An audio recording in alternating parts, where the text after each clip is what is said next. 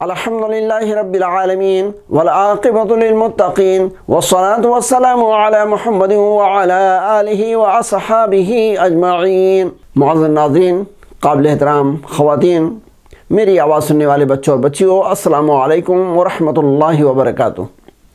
अल्लाह तबारक व तआला का बहुत बड़ा एहसान और करम है कि हमें और आपको आज जो औक़ात हासिल हैं, अय्याम हासिल हैं, महीना हासिल है, ये बड़ी खैर बरकत का महीना है माह मुहर्रम।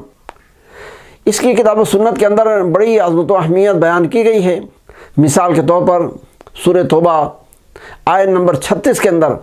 अल्लाह तबारक व तआला साल के महीनों की तादाद बताते हुए इरशाद फरमाता है, मिनहा अरबातुन हुरुम, कि मेरे बंदो और मेरी बंदियों, ये साल के जो 12 महीने हैं अरबी कैलेंडर के हिसाब से, इनमें 4 महीने बड़ी इज़्ज़त व हुर्मत वाले हैं। हर मुसलमान बंदे और बंदी को चाहिए कि जब ये 4 महीने उसकी ज़िंदगी में आएँ तो खुसूसी तौर पर इनका इस्लामी तरीक़े पर अदब व एहतराम करे, नेकी ज़्यादा करने की कोशिश करे, गुनाह व मासियत से बचे। इन 4 महीनों में ये माह मुहर्रम भी है जो आज हमारे और आपके सरों पर साया फ़गन है। लिहाजा हमें और आपको इस माह मुहर्रम के अंदर बढ़ चढ़ के नेकी करना चाहिए और हर तरह के गुनाह मासियत और नाफरमानी से बचने की कोशिश करनी चाहिए। हज़रात गिरामी, इस माह मुहर्रम के अंदर जो करने वाले नेक काम हैं, नेकियां हैं, उनमें एक ख़ास नेक काम नफली रोज़ा रखना है। लिहाजा इस पूरे महीने के अंदर आप जिस कदर ज़्यादा से ज़्यादा रोज़ा रख सकें,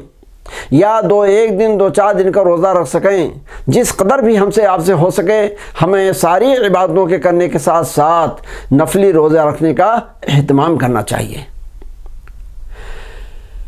ख़ास तौर पर हमें मुहर्रम की 9वीं और 10वीं तारीख़ का रोज़ा आशूरा के ताल्लुक़ से रखने की ज़रूर कोशिश करनी चाहिए, क्योंकि अल्लाह के नबी सल्लल्लाहु अलैहि वसल्लम इस मुहर्रम की 10वीं और 9वीं तारीख़ के रोज़े के सिलसिले में ख़ास तौर पर हमें और आपको तलक़ीन की है और इसके रखने का हमें और आपको हुक्म दिया है। इस सिलसिले में एक रवायत अब्दुल्लाह बिन अब्बास रज़ी अल्लाह तआला अन्हु से मनक़ूल है मिशकातुल मसाबीह के अंदर, और साहिब मिशकात ने उसको बुखारी मुस्लिम के हवाले से नक़ल किया है। अब्दुल्लाह बिन अब्बास रज़ी अल्लाह तआला अन्हु बयान करते हैं कि अल्लाह के नबी जनाब मोहम्मद रसूलुल्लाह सल्लल्लाहु अलैहि वसल्लम जब माइग्रेट होकर हिजरत फरमाकर मदीना पहुँचे और उसके बाद आपको माह मुहर्रम हासिल हुआ, तो आपने देखा कि यहूद 10वीं मुहर्रम को आशूरा की तारीख़ को रोज़ा रखते हैं। अल्लाह के नबी सल्लल्लाहु अलैहि वसल्लम ने उन यहूदियों से पूछा कि भाई खुसूसी तौर पर ये आशूरा का रोज़ा, 10वीं मुहर्रम का रोज़ा तुम क्यों रखते हो? उन्होंने जवाब दिया, हाज़ा यौमुन अज़ीमुन, कि बात यह है कि ये 10वीं मुहर्रम का रोज़ा जो हम रखते हैं, ये दिन बड़ी अज़मत वाला है, बड़ी खैर व बरकत वाला है। यही दिन है जिस दिन के अंदर अल्लाह तबारक व तआला ने हज़रत मूसा अलैहिस्सलाम और उनके कौम को फ़िरऔन के ज़ुल्म व ज़्यादती से नजात बख्शी, और यही दिन है कि मूसा अलैहिस्सलाम के दुश्मन फ़िरऔन और उसके कौम को अल्लाह ने गर्क किया, पानी के अंदर डुबो करके हलाक किया। तो इस शुक्रगुजारी के तौर पर इस दिन के अंदर हज़रत मूसा अलैहिस्सलाम ने रोज़ा रखा और फिर उनकी इत्तबा करते हुए, पैरवी करते हुए हम भी रोज़ा रखते हैं। अल्लाह के नबी सल्लल्लाहु अलैहि वसल्लम ने इतना सुन करके इरशाद फरमाया, फ़नहनु अहक्कु औला बिमूसा मिनकुम, कि ऐ लोगो, तुमसे ज़्यादा हम मूसा अलैहिस्सलाम की इत्तबा और पैरवी करने का हक़ रखते हैं, और उनकी इत्तबा और पैरवी करना इस सिलसिले में हमारे लिए ज़्यादा बेहतर है। फ़सामहु व अमर बिसियामिही, तो अल्लाह के नबी सल्लल्लाहु अलैहि वसल्लम ने फिर 10वीं मुहर्रम को रोज़ा रखा और अपने साथियों को, सहाबा को भी हुक्म फरमाया कि आशूरा को रोज़ा रखते रहो। हज़रात गिरामी, इस सिलसिले में बुखारी मुस्लिम ही की एक रवायत इन्हीं अब्दुल्लाह बिन अब्बास रज़ी अल्लाह तआला अन्हु से इस तरीक़े पर मिलती है کہ وہ بیان کرتے ہیں کہ اللہ کے نبی صلی اللہ علیہ وسلم نفلی روزہ تو بکثرت رکھتے تھے، لیکن ان نفلی روزوں کے مقابل میں جب عاشورہ کی تاریخ آ جاتی تھی، عاشورہ کا روزہ آ جاتا تھا، تو اللہ کے نبی صلی اللہ علیہ وسلم دوسرے نفلی روزوں پر اس عاشورہ کے روزے کو پریورٹی اور ترجیح دیتے تھے۔ یہاں پر بات دراصل یہ ہے کہ نفلی روزہ ہم جیسے جانتے ہیں کہ اللہ کے رسول صلی اللہ علیہ وسلم ایام 20 یعنی عربی کیلنڈر کے حساب سے ہر مہینے کی 13، 14، 15 تاریخ کا روزہ رکھتے تھے، یا ہر ہفتے میں اللہ کے نبی صلی اللہ علیہ وسلم جمعرات اور سوموار کو روزہ رکھتے تھے، تھرسڈے اور منڈے۔ تو اگر یہ روزے عاشورہ کے دن میں پڑ گئے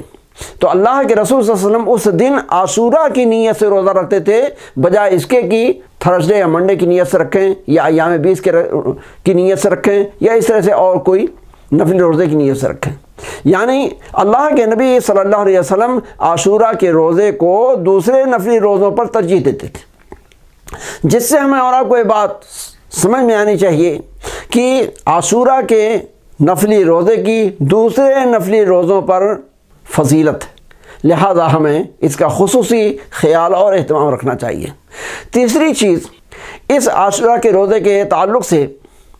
جو حدیث سے ہمیں معلوم ہوتی ہے، اور یہی عبداللہ بن عباس رضی اللہ تعالیٰ عنہ ہی اس کے بھی راوی ہیں، مشکات المصابیح کی روایت ہے، بخاری و مسلم کے حوالے سے یہ روایت نقل کی گئی ہے۔ روایت کا مفہوم یہ ہے کہ جب اللہ کے نبی صلی اللہ علیہ وسلم کے زندگی کے آخری ایام آئے اور آخری مرتبہ آپ کو محرم نصیب ہوا، تو صحابہ کرام رضی اللہ تعالیٰ عنہم اجمعین میں سے بعض لوگوں نے اللہ کے نبی صلی اللہ علیہ وسلم سے عرض کیا کہ ھذا یوم یعظمہ الیہود والنصارى، کہ اللہ کے رسول صلی اللہ علیہ وسلم یہ ایک ایسا دن ہے، عاشورہ کا دن، 10ویں محرم کی 10ویں تاریخ کا دن،